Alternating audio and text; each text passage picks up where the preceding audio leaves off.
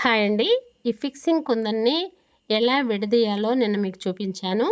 మరి దాన్ని ఈరోజు ఎలా క్లాత్ ఫిక్స్ చేయాలో మీకు మరలా తెలియజేయాలని మీ ముందుకొస్తున్నాను.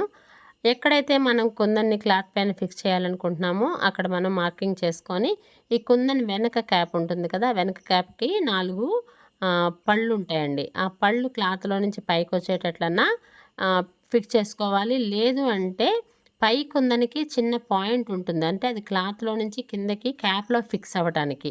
ఆ పాయింట్‌ని మనం క్లాత్‌లో నుంచి కిందకి దింపాలంటే చిన్న పిన్ హోల్ పెట్టాలి. కటర్ ఉంటుంది కదా!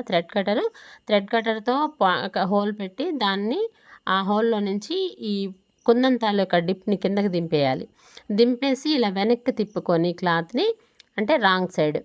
రైట్ సైడ్ కుందన్ పెట్టుకుంటాము. రాంగ్ సైడ్‌కి వెనక్కి తిప్పుకొని వెనక పెట్టబోయే ఫిక్సింగ్ క్యాప్‌కి కాస్త గమ్ అప్లై చేసుకోవాలి.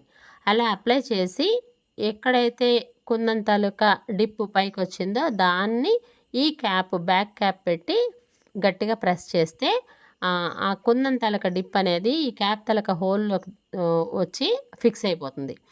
క్యాప్ పెట్టేటప్పుడు క్యాప్‌కి గమ్ పెట్టాలి. కుందన్‌కి కూడా గమ్ పెట్టాలండి. ఇలా పెట్టటం వల్ల క్లాత్‌లో నుంచి కుందన్ ఎట్టి పరిస్థితుల్లో ఊడడానికి అవకాశం ఉండదనమాట.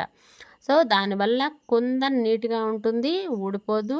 నెక్స్ట్ ఏంటంటే కుందన్ పైకి పెట్టి ఇలా క్యాప్ విడదీయకుండా ఇలా పెట్టకపోవడం వల్ల కుందన్ పైకుండిపోతే జడలు పట్టేయటం, చీరల తాలూకా డిజైన్స్ థ్రెడ్స్ ఉంటాయి కదా! అవి లాగేయటం జరుగుతుంది. అలా కాకుండా ఇలా నీట్‌గా ఉండటానికి ఇది మంచి ఒక ఒక మెథడ్ అండి. కాబట్టి దీన్ని ఫాలో అవ్వండి.